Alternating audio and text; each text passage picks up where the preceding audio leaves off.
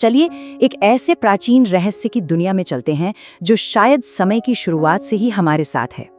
जरा सोचिए, क्या कोई ऐसा पेय हो सकता है जो दिमाग की सारी सीमाओं को तोड़ दे, उसे एक सुपरनोवा की तरह रोशन कर दे। देखिए, ये कोई कोरी कल्पना नहीं है, बल्कि एक बहुत ही पुराने, एक बहुत गहरे रहस्य की जड़ है। ये सिर्फ एक वाक्य नहीं है, ये एक दावा है, और एक ऐसा दावा जिसने हजारों सालों से सोचने वालों को हैरान कर रखा है। ऋग्वेद का ये शक्तिशाली कोट हमें बताता है कि सोम सिर्फ कोई पीने की चीज नहीं थी, बल्कि ये अमरता और देवत्व तक पहुंचने का एक जरिया था। लेकिन एक मिनट, अगर इसे सिर्फ एक नशा समझा जा रहा है तो ये बहुत बड़ी गलती होगी। ऋग्वेद में 100 से ज्यादा भजन, सोचिए, सिर्फ और सिर्फ सोम को समर्पित हैं। ये कोई मामूली नशा नहीं, बल्कि देवताओं से कनेक्ट करने का एक तरह का बायोलॉजिकल कोड था। तो आखिर ये दिव्य रहस्य था क्या? चलिए मिलकर इसकी परतें खोलना शुरू करते हैं। यहीं से असली उलझन शुरू होती है। आखिर सोम था क्या चीज? कोई पौधा था या फिर कोई कॉस्मिक कोड?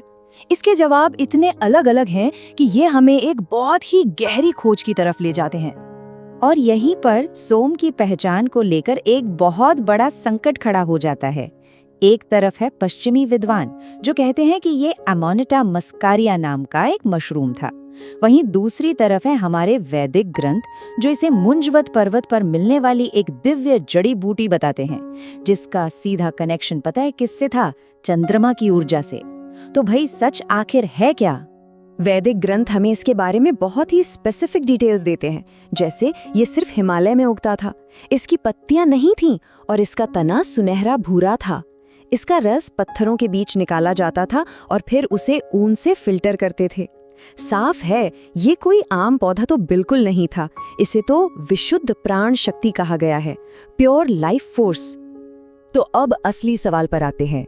इस दिव्य पेय को पीने के बाद आखिर होता क्या था? कैसा था वो असीमित शक्ति का अनुभव? कहते हैं कि इसे पीते ही हमारी तीसरी आंख यानी पीनियल ग्लैंड पूरी तरह से एक्टिवेट हो जाती थी। मतलब चेतना का एक ऐसा लेवल खुल जाता था जिसकी हम कल्पना भी नहीं कर सकते।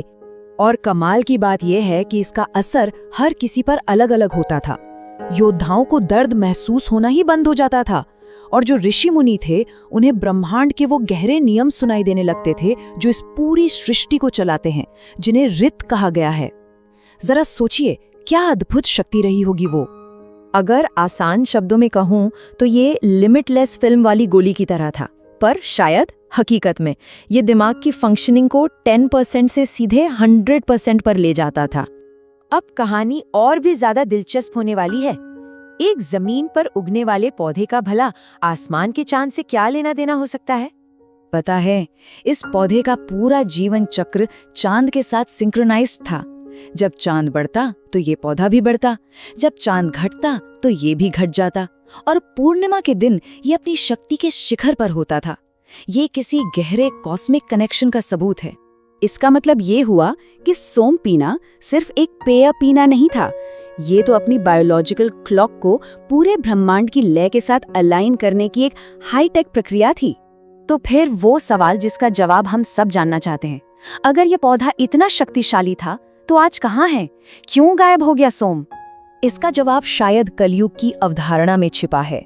वैदिक टाइम साइकिल के हिसाब से हम अभी इसी दौर में जी रहे हैं, एक ऐसा युग जहां धरती की आध्यात्मिक और भौतिक ऊर्जा, जिसे वाइब्रेशन कह सकते हैं, वो अपने सबसे निचले स्तर पर होती है। ऐसा माना जाता है कि जैसे जैसे धरती की ये ऊर्जा कम होती गई, सोम जैसे हाई फ्रीक्वेंसी वाले पौधे के लिए यहाँ सर्वाइव करना नामुमकिन हो गया। तो या तो वो विलुप्त हो गया, या फिर हिमालय की उन अछूती ऊंचाइयों में कहीं जाके सो गया जहाँ इंसान की पहुंच ही नहीं है। लेकिन कहानी यहाँ खत्म नहीं होती। अब एक ऐसा मोड़ आने वाला है जो शायद हमारे देखने का पूरा नजरिया ही बदल दे। क्या हो अगर हम सोम को गलत जगह ढूंढ रहे हों? क्या हो अगर असली खोज बाहर पहाड़ों में नहीं बल्कि अपने अंदर करनी है? योग विज्ञान तो यही कहता है कि असली सोम कोई बाहरी पौधा है ही नहीं, बल्कि वो हमारे भीतर ही मौजूद है।